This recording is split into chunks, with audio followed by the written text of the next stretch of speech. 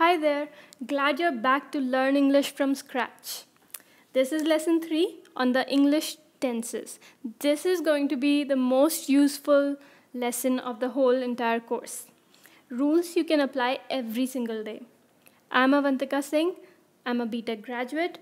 This is my GMAT score, which should help you trust me more. Unacademy courses are free, but you can show your support by contributing. You can also follow me for more lessons on Unacademy at this link. Now, why is this important? I think we already know why tenses are important because they give the time information of your sentence. Again, we're back to these verb forms. We've seen these before in lesson 2, I think. The 3 forms of verbs. This time, you should again say it out loud just so that when we apply them, you don't have to think too much which form is which. Let's start with the most used form, the most used tense, that's the present tense. The present simple tense tells you about a routine or something that you do daily or even something that you never do. For example, I write stories every day. That's a sentence in present simple tense. In these kinds of sentences, you will see that the verb is being used in the first form, and then you add an S or ES at the end depending on what the subject is. For example, here I was talking about myself. I write stories every day. If you were talking about somebody else, for example, if you were saying that she writes stories, then you would have added an S at the end of the verb write.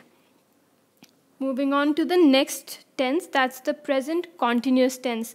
This one tells you about an action that has been started, but it is not yet complete. So I am writing stories right now. In this case, you'll add an ing at the end of the first form of verb.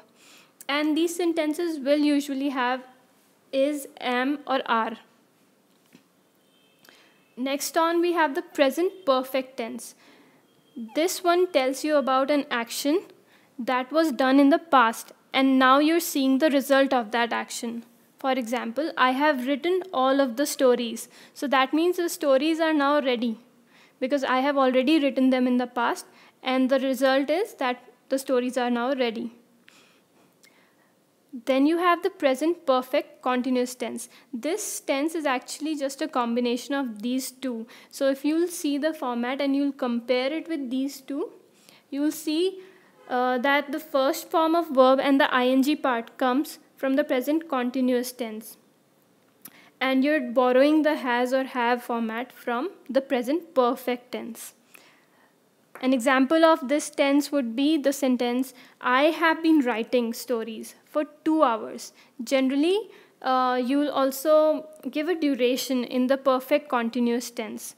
So the action has started in the past and it is still happening, it is still continuing. That's why it's called the present perfect continuous tense. Next, we have the past simple tense, something that you just did before, that you did in the past. The action has now been finished. That's your past simple tense. In this tense, you'll always use the second form of verb. I ate pizza yesterday. So whenever you're talking about the past, you will use the second form of verb. Now, if you're talking about an action which was incomplete in the past and was interrupted by another action, then you'll be talking about the past continuous tense. For example, I was eating pizza when you arrived. So I was still eating. I had not completely finished that pizza. I was still eating pizza when you arrived. So when you want to tell somebody about an incomplete action which was interrupted in the past by another action, you'll use this format of the past continuous tense. You'll use was or were and add the verb, and at the end you'll use ing to show that the action was still happening. Then we have the past perfect tense. In this tense, we'll use the third form of verb. I had eaten all of the pizza when you arrived.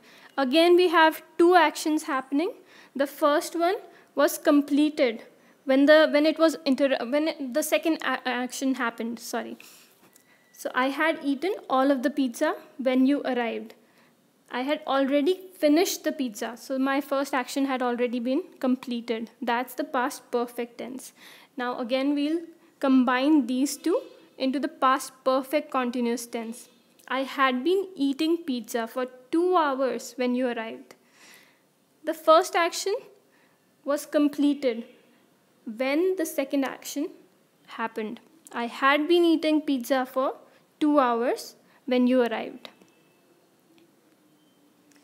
Then we use the future simple tense to talk about actions that are going to be performed, that have not yet occurred but will happen in the future.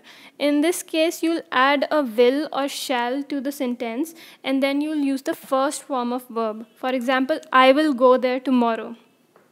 The future continuous tense, in this case, you're talking about an action and you're talking about another action. So you're again talking about two actions that are going to happen in the future, and the first action will be interrupted by the second one. For example, I will be going there when you arrive. Moving on to the future perfect tense. Now, the future perfect and the future perfect continuous tense are hardly used by anyone, and usually you don't even have to pay attention to these because they are hardly used, and unless of course you're in an English grammar class. But you still need to know how to say the sentences correctly in case you do need to use them. So I will have gone there by the time you arrive. The action will be completed before the other action happens. I will have gone, that means I will not be here when you arrive because I will have already left. The future perfect continuous tense has the form will have been plus the first form of verb, and then you add an ing because it's the continuous tense.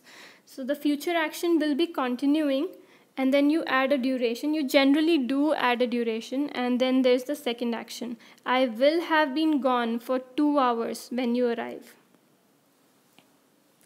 Now here's just a summary of all the formats for the tenses. Just go through it once and try to apply these rules every time you're speaking to somebody in English. That's how you're going to improve your communication skills, just by practicing and by remembering what's the right way to speak and what's the right format to use. That's it for this lesson. I'll see you in the next one. Bye.